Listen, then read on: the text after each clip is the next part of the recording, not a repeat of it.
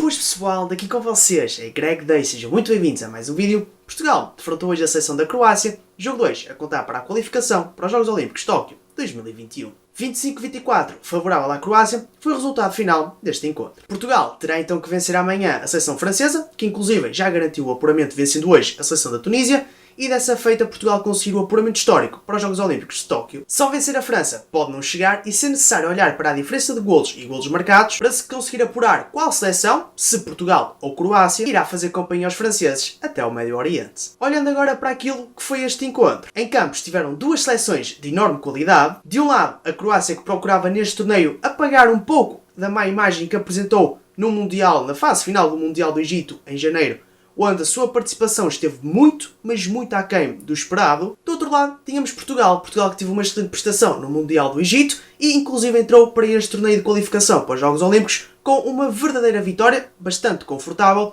é importante frisar, frente à seleção da Tunísia. Odds para este jogo ao rubro e Portugal vencendo garantia desde logo o apuramento histórico, como eu frisei no início deste vídeo, para os Jogos Olímpicos de Tóquio 2021. Já a Croácia, em caso de derrota, ficaria num espaço de 2 meses, precocemente eliminada de duas grandes competições, onde para ambas tinha grandes ambições e grandes aspirações em chegar longe. Agora, sobre o jogo propriamente dito, é que vão ser elas. Para me conseguires acompanhar nesta análise, vamos dividir este encontro em 5 fases. Digamos que este jogo, os 60 minutos, são facilmente divididos em 5 fases. Tivemos 5 a 6 minutos iniciais, onde ambas as equipas demonstraram um enorme, um tremendo nervosismo, perdas constantes de bolas, precipitação nas tomadas de decisão e uma desorganização ofensiva tremenda marcaram estes primeiros minutos de jogo. A segunda fase iniciou-se quando Portugal conseguiu aliar à sua excelente prestação defensiva uma organização ofensiva simples, pensada e com os processos bem fundamentados. Portugal dinamizou e muito o seu ataque. Fábio Magalhães a lateral direito, Rui Silva a central, André Gomes a lateral esquerdo, deram-nos aquilo que toda a gente espera conseguir ver num jogo de handball. Refiro-me a que era perfeitamente visível um jogo interior com pivô, decalagens com finalização na ponta muito bem executadas, situações de 1 para 1, remates de meia distância e ainda tivemos direito a uma magnífica jogada aérea. Tudo parecia bem encaminhado, Portugal na liderança do marcador, a Croácia com dificuldades em conseguir prever qual seria a jogada portuguesa no seu ataque seguinte e defensivamente digamos que Portugal se mantinha bastante mesmo competente. A Croácia também teve os seus momentos, obviamente, e à entrada para os últimos 10 minutos da primeira parte, a Croácia até começou a encurtar a distância no marcador. A busca incessante pelo jogo interior com o pivô, bem como pelas penetrações aos 6 metros, de forma a conseguir ou concretizar em golo ou então ganhar o 7 metros e consequentemente excluir jogadores portugueses, foi uma constante por parte da Croácia ao longo de toda a primeira parte. Gustavo Capdeville, guarda-redes titular para este encontro com a Croácia, deu o seu lugar a Manuel Gaspar uma vez que não estava a ter defesas de registro e a Croácia estava a começar a aproximar-se do marcador. Na defesa, com a entrada de Manuel Gaspar, fecharam-se completamente as portas da baliza. O guarda-redes dos quadros do Sporting Clube Portugal teve uma entrada perfeita em jogo. A 10 minutos do fim, entra em campo e até ao final da primeira parte só sofreu um golo e teve direito a 4 grandes, mas enormíssimas intervenções. Se na defesa, quando a linha de 6 defensores errava, tínhamos Manuel Gaspar a mostrar presença e a dizer eu estou aqui, já no ataque Portugal estava a adotar uma postura demasiado precipitada, fazendo então com que Paulo Jorge Pereira tivesse que apostar na já famosíssima linha de 3 verdadeiros centrais. Estamos a falar de quem? Miguel Martins, Rui Silva e Fábio Magalhães, que eu sei que é lateral, mas como eu já tenho dito aqui no canal, é um jogador que encaixava perfeitamente como central. Com esta linha de 3 jogadores bastante cerebrais, juntamente com os seus restantes colegas, Portugal conseguiu dar uma maior criatividade ao seu ataque. Fomos então para intervalo com um resultado favorável a Portugal de 9-12. Na segunda parte, dá-se início à terceira fase deste jogo. E que verdadeiro conto de fadas. Paulo Jorge Pereira adota a estratégia utilizada no jogo com a Tunísia, ou seja, promove a entrada na segunda parte de Belón Moreira, e foi com Belón Moreira no processo ofensivo e Manuel Gaspar no processo defensivo, mais concretamente na baliza, que Portugal começou a dar um verdadeiro show. Os primeiros 4 minutos da segunda parte foram verdadeiramente mágicos. Manuel Gaspar a dar continuidade à excelente exibição que tinha demonstrado na reta final da primeira parte e no ataque Portugal verdadeiramente demolidor. Entrou completamente a matar. Os números falam por si, 4 minutos decorridos na segunda parte e Portugal estava com um parcial favorável de 4-1, consumando então num resultado de 16-10. O jogo parecia estar bem encaminhado para a estabilidade do resultado e consequentemente vitória lusa. No No entanto, eis que surge o time-out do selecionador da Croácia. Se há time-outs que valem ouro, este foi certamente um deles. Qual foi o resultado prático deste time-out? A Croácia regressa ao jogo e fecha por completo a zona central da sua defesa, que até então tinha dado muita liberdade a Portugal para conseguir tanto explorar o jogo interior com pivô, como as situações de 1 para 1 e, consequentemente, penetrações aos 6 metros. Desta forma, a Croácia abafou por completo o jogo interior com pivô português e também as situações de 1 para 1, e ofensivamente a Croácia, mesmo tendo pela frente um guarda-redes tremendamente inspirado, chamado Manuel Gaspar, conseguiu sempre procurar o caminho para a eficácia. Os croatas deixaram de procurar tanto o jogo interior com pivô e as penetrações e começaram a ampliar mais o jogo, a soltar as bolas mais para a ponta, fazer com que o jogo fluísse muito mais para a ponta, e as pontas foram tremendamente eficazes. A 15 minutos do final da partida, tivemos então a quinta e última fase deste encontro. Portugal, com muitas dificuldades no ataque, Paulo Jorge Pereira fez todas as mudanças possíveis e imaginárias, desde adotar o sistema ofensivo 7 para 6 até rodar praticamente todo o banco, na esperança de que alguém conseguisse tirar um coelho da cartola e dar estabilidade ao jogo português, mas principalmente estabilidade ao resultado. Os últimos 10 minutos é que foram de doidos, uma anarquia completa, quer de Portugal, quer da Croácia. Ora era golo cá, ora passado 5 segundos já era golo do outro lado,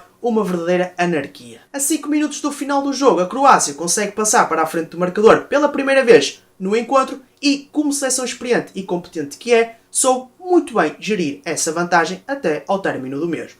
Resultado final 25-24 favorável à equipa da Croácia. Podem-me dizer que Portugal merecia mais a vitória do que a Croácia, tendo em conta aquilo que fez ao longo de todo o jogo, mas temos que dar mérito à Croácia porque, acima de tudo e apesar das dificuldades impostas por Portugal, souberam sempre dar a volta por cima e readaptarem-se ao jogo português. Fazendo um apanhado geral e salientando os pontos-chave deste encontro. Este foi um jogo que mediu a força de duas grandes seleções a nível defensivo. Ora, não fosse o resultado frisar isso mesmo, e foi um jogo onde só a seleção mais competente e eficaz, ofensivamente falando, conseguiu sair com a vitória. Portugal esteve a isto de conseguir hoje garantir o apuramento para os Jogos Olímpicos de Tóquio 2021 e, independentemente da Croácia ser a seleção histórica que é, com a história que tem, com o peso que tem no que o handball diz respeito, eu estava mesmo convencido de que Portugal, com maior ou menor dificuldade, ia conseguir vencer esta seleção croata. Não se verificou isso, vamos agora esperar que Portugal consiga levar de vencida a seleção francesa, a França que já está com o apuramento para os Jogos Olímpicos garantido, uma vez que venceu no dia de hoje a seleção da Tunísia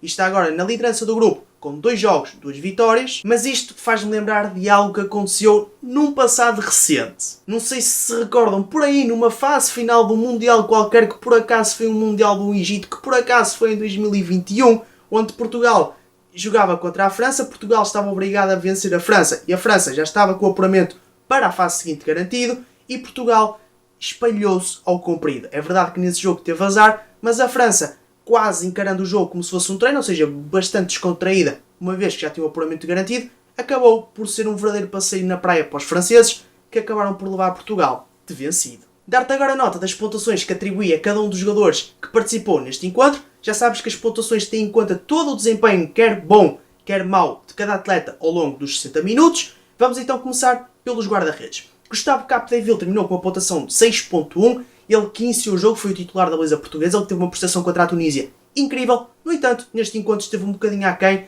Que eu saiba, que eu me recordo, não teve qualquer intervenção de registro. Portanto, esteve um bocadinho aquém. O jogo também não foi muito favorável para ele se conseguir mostrar. Manuel Gaspar foi o MVP deste encontro. Ele que teve uma exibição incrível que vocês não têm noção. Eu já não via uma exibição de um guarda-redes tão boa, mas tão boa como esta, há bastante tempo mesmo. Terminou com uma pontuação de 8.5 e eu até tirei nota das defesas que ele fez, número de defesas e do tempo em que ele esteve dentro de campo. Então foi assim. Ele entrou para os últimos 10 minutos da primeira parte e desde aí cumpriu até ao final do encontro, ou seja, esteve desde os últimos 10 minutos da primeira parte até ao final do encontro na baliza, apenas saiu para dar lugar a Gustavo Capdeville num ou outro 7 metros na segunda parte, tirando isso esteve sempre na baliza. Ele nos últimos 10 minutos da primeira parte fez 4 defesas e só sofreu um golo, e esse golo, se não estou em erro, foi de 7 metros. Na segunda parte, nos primeiros 6 minutos, que foram aqueles minutos loucos em que Portugal deu um verdadeiro show, fez 3 defesas de grande gabarito, atenção, e sofreu apenas um golo. E depois, ao longo do resto da segunda parte, registro 1, 2 defesas que ele fez, mas aí Portugal já começou a entrar naquelas fases que complicaram um bocadinho o jogo. Passando para a linha de centrais, Miguel Martins terminou com uma pontuação de 7.0, uma pontuação, apesar de 7.0 parecer bonito, é de nota menos, porque ele marcou 3 golos que eu tinha aqui registado. Na segunda parte teve 2 erros no ataque que acabaram de certa forma por afetar Portugal, porque no fundo ficamos sem bola e consequentemente a Croácia conseguiu consumar em golo. Mas também teve momentos do encontro em que esteve bem, ok? Mas foi... O Miguel Martins não teve particularmente bem, não teve constante no jogo todo e foram mais os baixos do que os altos. Portanto, esta pontuação de 7.0 é um bocadinho enganadora, é um bocadinho de nota menos. No entanto, eu acredito que ele contra a França, ele tem que ter um jogo em que brilhe. E vai ser agora contra a França, que inclusive vai ser o jogo mais complicado de Portugal e o jogo mais importante deste conjunto de 3 jogos que tem para disputar neste torneio de qualificação para os Jogos Olímpicos Tóquio 2021. Outro central, Rui Silva, terminou com a pontuação de 7.4, ele que nos primeiros minutos de jogo foi aquele jogador que do lado português demonstrou maior nervosismo, no entanto foi uma peça essencial para o equilíbrio ofensivo de Portugal. Passando para os laterais, não vou especificar lateral esquerdo e lateral direito porque o primeiro nome que tenho aqui é Fábio Magalhães e Fábio Magalhães começou na direita, mais tarde passou para a esquerda e ainda fez um bocadinho de central, mas isso foi na preparação para algumas jogadas durante o jogo. Fábio Magalhães terminou com uma pontuação de 7.3, esteve muito bem no jogo em troco pivô, esteve muito bem nos momentos de desequilíbrios, de golo, inclusive ele marcou alguns golos, mas acima de tudo esteve competente defensivamente. Já André Gomes, que também ocupou a posição de lateral direito num dado momento do jogo, creio que na segunda parte, mas grande parte do seu tempo em campo foi a lateral esquerdo, terminou com a pontuação de 6.8, e ele que esteve bem no ataque, esteve bem, foi ele um dos jogadores que mais desequilíbrios provocou na defesa da Croácia, e foi ele um dos principais motivos para que a Croácia tivesse que fechar e muito a zona central da sua defesa e defensivamente esteve competente. É um 6.8 de nota mais, ok? Apesar de não ser uma pontuação muito elevada. Alexandre Cavalcanti terminou com uma pontuação de 6.0. Ele que cumpriu 2 minutos na segunda parte e provavelmente a sua entrada foi para termos maior poder de tiro, maior poder de fogo da meia distância. Mas a verdade é que ele não deu praticamente nada ao jogo nesse sentido. Defensivamente, não me recordo também de nenhuma ação em que ele tenha participado. Nem sei se ele chegou a atuar no processo defensivo, sinceramente. Mas foi um jogador que entrou, passou despercebido, saiu, ninguém deu pela saída nem pela entrada dele. 6.0, uma pontuação neutra. Belor Moreira terminou com uma pontuação de 6.5. Este sim, lateral direito de raiz e que realmente jogou na sua posição de lateral direito. Foi um jogador que foi alvo daquela estratégia de Paulo Jorge Pereira, à semelhança do jogo com a Tunísia, de entrar na segunda parte para dar uma dinâmica diferente ao jogo. Um jogador que teve uma pontuação de 6.5, como eu disse, que é uma pontuação de nota mais, deu alguma dinâmica ao jogo, vários espaços, lateral ponta, ponta contrária inclusive, deu maior organização do jogo, ou maior organização ao jogo português, mas não deu assim muito, não teve a oportunidade de se mostrar muito, porque a Croácia realmente condensou muito a sua defesa na zona central e ele não teve aqueles espaços para conseguir penetrar, atirar, etc. Passando para as pontas, Diogo Branquinho terminou com a pontuação de 6.3, ele que só entrou para cumprir os 2 últimos minutos do encontro, porque Leonel Fernandes, que estava a ocupar a sua posição, e já lá vamos, esteve particularmente bem. Ele que entrou nos últimos 2 minutos, estamos a falar de Diogo Branquinho, e conseguiu marcar um gol que inclusive deu o empate a Portugal, mas mais tarde a Croácia acabou por passar para a frente, e desde então nada a fazer porque eles conseguiram segurar bem essa vantagem, mas é uma pontuação de 6.3 de nota mais. Já Leonel Fernandes terminou com uma pontuação de 6.5, ele que esteve bem no ataque, bem na defesa, competente, seguro, não teve muitas oportunidades, daí esta pontuação não ter sido mais alta, mas é uma pontuação de nota mais. Passando então para os jogadores da ponta direita, temos António Areia e Pedro Portela, ambos terminaram com uma pontuação de 6.3, ambos que marcaram 2 golos e António Areia que falhou 2 remates. Teve um erro numa saída para a transição quando Portugal recuperou a bola na defesa, e isso acabou por pesar nesta pontuação. Já Pedro Portela, o que é que lhe aconteceu? Falhou alguns golos à ponta, é verdade, e teve uma exclusão a 8 minutos do fim do encontro, que acabou por pesar na dinâmica do jogo português, porque foi numa altura decisiva. A Croácia estava a começar a dar step up, e Portugal tinha que ter os jogadores todos para ir a jogo, e Pedro Portela teve ali uma exclusão que podia ter evitado, e pronto, se acabou por pesar nesta pontuação. Passando para a linha de pivôs, é Marcelino com uma pontuação de 6.7, uma pontuação de nota mais. Ele esteve muito competente defensivamente, teve alguns momentos em que errou, é normal, ninguém é perfeito, e ofensivamente apareceu, creio que ainda marcou um golinho, se não estou em erro, ou 2. Por outro lado, temos Vitório Torriza, que terminou com uma pontuação de 7.5, foi o melhor pivô em campo, ele que esteve irrepreensível. Também teve um outro erro na defesa, mas foi um jogador que cresceu muito em relação ao jogo com a Tunísia. Já Luís Frá terminou com a pontuação de 6.7, ele que foi o jogador português deste tridente de pivôs que mais foi castigado, que mais castigado foi defensivamente, foi um jogador bastante participativo, ele que tem grande participação no processo defensivo. Foi o defesa que se calhar melhor esteve na defesa, mas também que mais erros cometeu. Mas lá está, à semelhança do jogo com a Tunísia, temos que conseguir contrabalançar isto. Se participa muito na defesa, é normal que seja o que maior sucesso tem, mas também maior insucesso tem nesse processo. Relativamente à dupla de arbitragem, uma dupla da Suécia, eles que tiveram um critério bastante apertado, e eu, quando é para falar bem dos meus colegas, falo. Quando é para apontar algo que eu acho que não esteja tão bem, não é que eles estejam mal, é simplesmente porque eu posso não concordar com certos aspectos do critério, e a verdade é que neste jogo tivemos situações em que eu acho que eles podiam...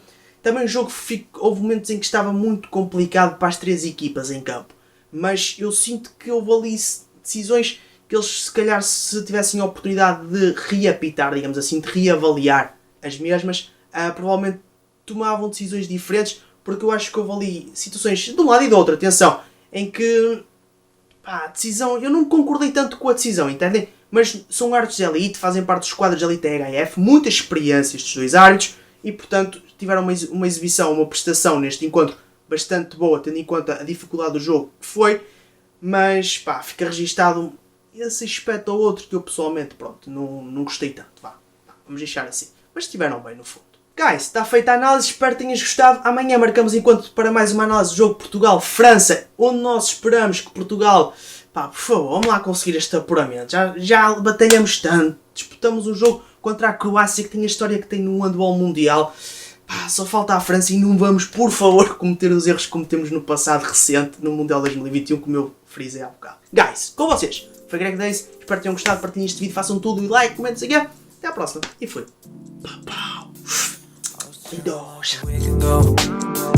Now I'm stuck inside my mind, I can focus on my side. I was chilling like a week ago. Feel so heavy when I'm flying, I feel drowning when I'm dry. I was chilling, I'm going for a walk and the party ain't over. I just wanna talk but I'm the only one sober. She said time is money, I don't have enough time.